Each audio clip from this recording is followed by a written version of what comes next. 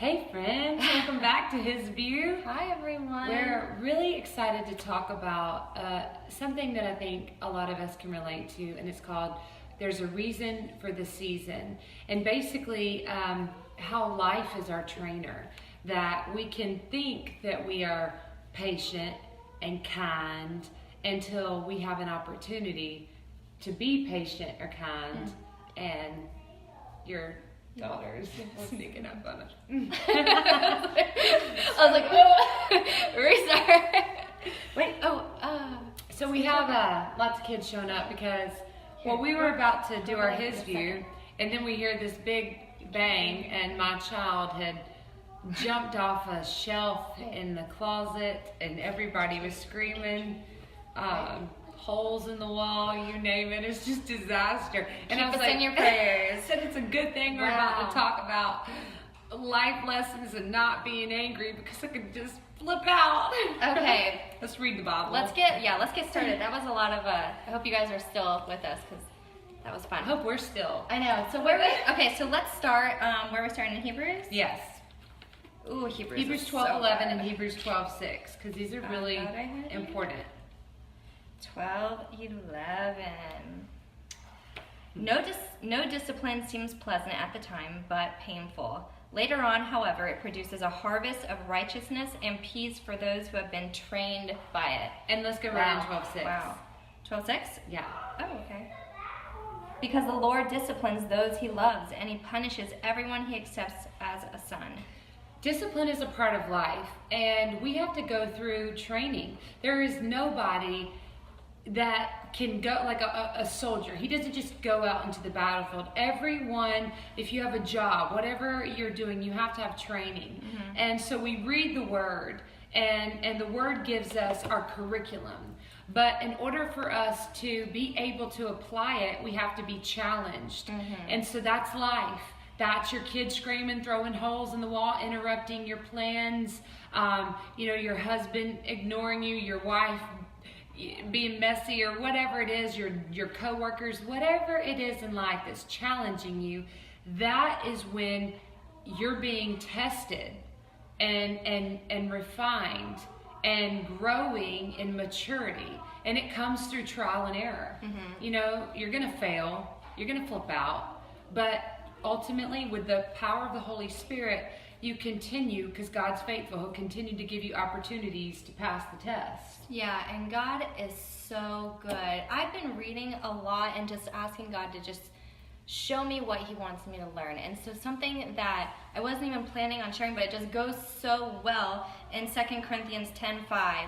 And this is just something that came up, and I was like, wow, we can use this like with everything. It says, we demolish arguments and every pretension that sets itself up against the knowledge of God, and we take captive every thought to make it obedient to Christ. So as we're going through whatever hardships and whatever trials we're facing, whatever you're thinking, whatever your thought process is, make sure if it's going against God's will, make sure you take that captive and you give it to God, and you say, no, I'm not thinking like that. I'm not going this direction. I'm not looking to the left or the right. I'm staying focused up on God, and I'm taking that thought, making it a prisoner, and getting rid of it, and just surrendering it to God. And pretension is a claim. It's like, so when I was like, okay, pretension, like let me look that word up, because I was like, what exactly like are they meaning it by that? No, so anything that's claiming like priority in your life, anything that's saying, ooh, I'm going to take this part of her life. So anything taking claim over you, you need to take that captive and give it to God. And I just thought, for me, I was like, okay, that is powerful. I can totally use that in my daily walk. And then in Exodus 14:13 it says, do not be afraid, stand firm, and you will see the deliverance the Lord will bring you today. This was just, I don't remember what I was going over, but it must have been deliverance. I don't know, it was so good though, because I was like, you just have to know that the God that we serve is faithful. You have to trust him, and you have to be like, whatever this trial is, that song said, God doesn't give you the trials, for you to fail. They're there to make you strong, but you have to know you're in them. You have to know this is It's spiritual perspective, warfare. and that's what it all comes down to. Is you're going to look one of two ways at your life. You're going to either be smothered and everything's falling apart. Why am I in this situation? This situation's terrible. That's when depression sets in. That's when you get to the point where you don't even want to live anymore because it's so bad. It can get that severe, but you have to change your sight. And you look at this not in despair or as abuse or just overwhelming, but you look at it as testing. Okay, I have been given a teaching. It's just like schooling, right? The teacher teaches us a lesson.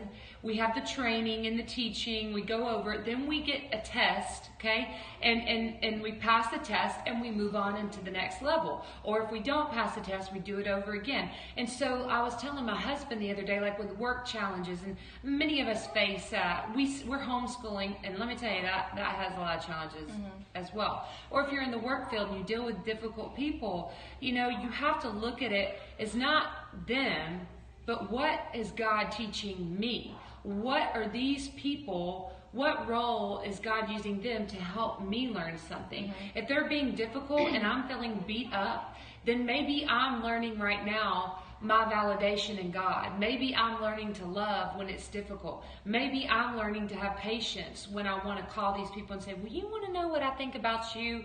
Because that's not who we are as Christians. And that comes again through life. Through the normal everyday circumstances that you think you're just waking up and living, but really you're waking up and you're training, you're preparing for spiritual maturity. Because like we talked about that, like being spiritually mature, that's the only way that we're going to look different, we're going to be different, and we're going to be different right here in our minds. Because we can say we're Christian, but if we haven't taken this captive, like Corinne said, then it will infiltrate everything and poison our lives. Okay, so Hebrews 2:10, in bringing many sons to glory, it was fitting that God, for whom and through whom everything exists, should make the author of their salvation perfect through suffering. So sometimes we got to suffer to get to God's promise, to get to his perfect plan for our life. We got to suffer through the trials. We want to come through, though. We want to come through them victorious through God's help, through the Holy Spirit's help. We don't really want to. When you lean on your own understanding and do what the flesh wants to do, you're not going to come out victorious when you're just incorporating God. We really need to daily surrender. And I was telling Courtney, I was like, is God ever really quiet? Is he? Because every morning when I'm opening my Bible and worshiping God and praying, I'm just overwhelmed by all this stuff he is revealing to me, and I'm just encouraged, and I'm always given some sort of just God voice or vision for the day, and I'm just like, how is God quiet? It must be when we're not seeking him. It must be when we're not giving time to God, because I think when we make God a priority, he is ready. He's ready to show up, because he's been waiting for this. Like, hey, I'm here. I'm ready when you are.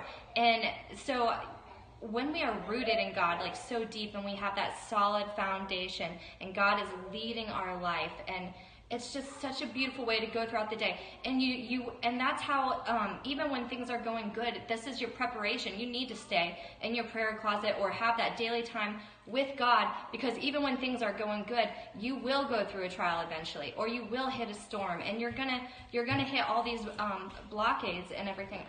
I love what you said too, because you said that maybe we're seeking the answer and not seeking God. Yeah, when we're seeking a specific answer, like we may have, maybe that's when we aren't hearing the voice of God, because we are waiting for him to answer specifically the way we want him to answer it, and we're not actually just seeking Jesus and letting him move. Hey, what's going on? All right, come here. How about this? Will you come here, Sage?